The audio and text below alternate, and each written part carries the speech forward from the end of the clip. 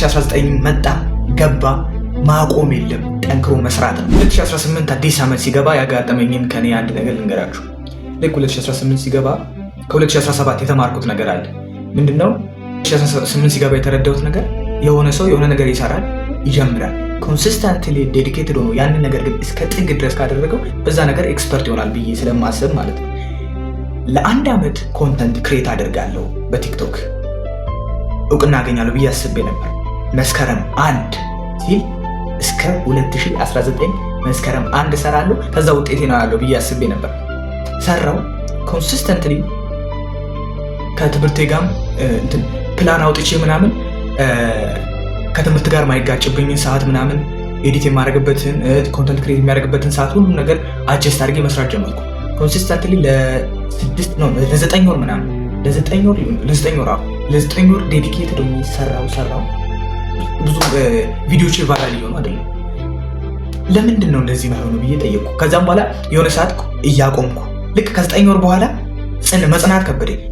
እየጀመርኩ እያቆምኩ እና እንደዛ ቀጠልኩና ዛሬ ላይ 2019 ሊገባ 27 ቀን ቀርቶታል። ምን አለበት እስካሁን ኮንሲስተንሲ ሆኜ እቺን 27 ቀን ጨምሬበት ኮንሲስተንትሊ ብሰራው ምን ሊሆን ነበር የሚችለው ሪዛልቱ? ምን ለማለት ፈልጌ ነው? የሆነ እኛ በገደብንለት ልክ ለውጡን ካላገኘን የሆነ ነገር ጀምረን ኮንሲስተንሲ ሆነን በአንድ ነገር ላይ ጸንተን እኛ ለውጣው ለምሳሌ 1 ዓመት ገደብኩለት። ስለዚህ በ1 ዓመት ውስጥ ለውጥ ላይመጣ ይችላል። በ1 ዓመት ውስጥ ለውጥ አልመጣም ማለት ደግሞ ማቆም መፍትሄ ነው ማለት አይደለም። 2019 መድገም፣ 2020 መድገም፣ የሆነ ሰዓት ቡም አደርጋለሁ። ይህን ነገር ነው የተረዳሁት። ሁላችንም ብዙ ነገር ጀምረን ሊሆን ይችላል። 2018 ላይ ጀምረን ያቆምናለን፣ ጀምረን ኮንሲስተንትሊ እየሰራን ያለን ሪዛልቱን የፈለግነውን ውጤት በጊዜ ያላገኘን ሰዎች አለን። ግን መፍትሄው ማቆም አይደለም፣ ኦር ስትራቴጂ መቀየር ነው እንጂ ማቆም በጭራሽ መፍትሄ አይሆንም። ስለዚህ 2019 እየመጣ ነው። 2019 ላይ ደግሞ ኮንሲስተንሲነታችን ማቆም የለበትም። ሪዛልቱን አሁንም ባናየው የጊዜ ጉዳይ ነው። ሁሉም ነገር የተረዳሁት ነገር ቢኖር ያ ነው። ጊዜ ነው የሚፈታ ሁሉንም ነገር። በጊዜ ሂደት ውስጥ ነው ሁሉም ነገር ፕሮሰስ አለው። በዛ ጽናት ውስጥ ነው ሪዛልቱ የሚመጣው እና ብዙዎቻችን 2018 ላይ ብዙ ነገር የጀመርን አለን። 2018 ላይ የሆነ ነገር የጀመርን አለን እና ቶሎ ውጤቱን ስላላየን ያ ነገር ፌል ያደርጋል። ያ ነገር አይጠቅምም ማለት አይደለም። ውጤቱን መርሳት አለበት። ውጤቱን እርሱት። በቃ ከልፋቱ ጋር በፍቅር ውደቁ።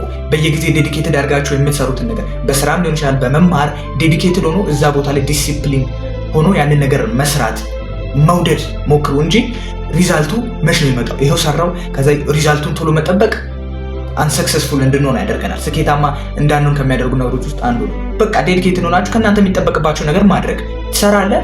ውጤቱ ምንም ይሆን ታየዋለህ፣ ታስተካክላለህ፣ ስትራቴጂካል ትሆናለህ። የጎደለን ቦታ እያየ መስራት እንጂ ቶሎ ሰርተን ቶሎ ሰክሰስፉል መሆን ቶሎ ትዕግስት ያስፈልገዋል።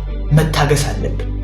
ብዙ ሰዎች 5 ዓመት 6 ዓመት አለው። ዞር ብዬ አሁን ሶሻል ሚዲያ ላይ ዝነኛ የሆኑትን ሰዎች እውቅና ያገኙትን ሰዎች ሳይ 5 ዓመት 6 ዓመት ወደኋላ ቪዲዮቸውን 3 ዓመት ወደኋላ ቪዲዮቸውን ሄጄ ሳይ በጣም በቃ እኔ እንጃ ጥራት በሌለው ስልክ ኮንሲስተንትሊ ዴዲኬትድ ሆነው ሲሰሩ አሁን ቡም ሲያደርጉ አሁን ግን ልክ ዝነኛ ሆነው ስናያቸው በአንዴ በቃ ሁሉ ነገር የተሳካላቸው ይመስላል።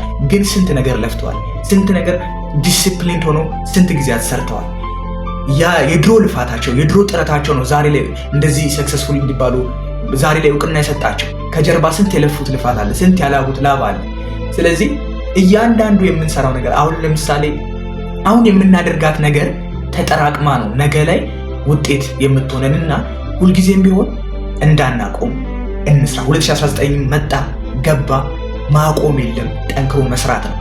አሁን ለምሳሌ 2018 የጀመርነው ነገር የሆነ ነገር ፌል አደረገ፣ ጀምረንም ያልጨረስነው ነገር የሆነ ነገር በቃ ዝርክርክ ያለ ሆነብን አይደለ? 2019 ይመጣል። ጀስት ስታርት በቃ ማቆም እንዳይኖር ማቆም። እኔ ትልቅ የተረዳሁት ነገር ቢኖር መቼም ቢሆን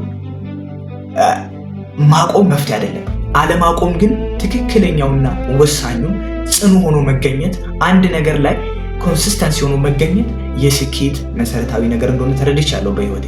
ስለዚህ ሁላችንም ምንም ነገር እንጀምር እንዳናቆም፣ ሪዛልቱ ላይ አንቸኩል፣ መታገስ ይሁን። በቃ ታግሰን ያንን ነገር እንስራው። ምንም ይሁን ውጤቱ፣ እኛ ግን ከኛ የሚጠበቅብንን ነገር በየቀኑ እዛ ተገኝተን መስራት ያለብንን ነገር እናድርግ። ኮንተንት ክሬት ማድረግ ከሆነ ሌላም ነገር ሊሆን ይችላል። በቃ ስራ በዛ መስራት ባለብን ነገር ተገኝተን ያንን ነገር እንስራ። ውጤቱ በጊዜ ወደ ራሱ ይመጣል። ከኛ የሚጠበቀው ሁልጊዜም ቢሆን በጽናት መስራት ነው እላለሁ። ለዚህ ቻናል አዲስ ከሆናችሁ ቻናላችን ሰብስክራይብ እንድታደርጉ በአክብሮት እንጠይቃለን። በያላችሁበት መልካሙን ሁሉ ተመኘውላችሁ።